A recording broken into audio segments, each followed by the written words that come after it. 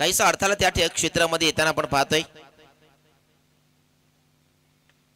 इथे फटका फसला, मॅचची गोल्डन विकेट सध्या इथे आली आहे आणि इथे मोठी विकेट, मोठा मासा घालायला लागतोय। पुन्हा एकदा अनदर मॅच मध्ये या प्रकारे अगदी शून्यावरती शून्याचा चष्मा घालून हा खेळाडू होईल बाद।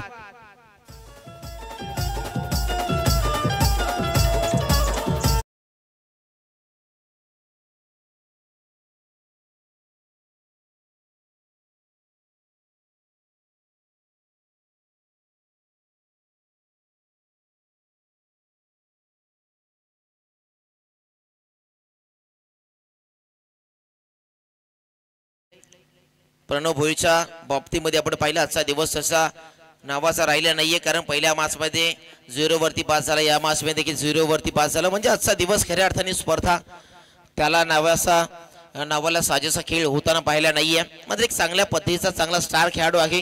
कधी कधी एखाद्याचा दिवस नसतो, कधी असतो कधी नसतो, मात्र त्यांनी खचू न जाता इथे पुन्हा एकदा यशांच्या मधोमध सापडलाय पंचांचा फिंगर ऑफ। अजून एक विकेट, मागच्या मॅचचा हिरो सध्या इथे बाद झालाय फलंदाज।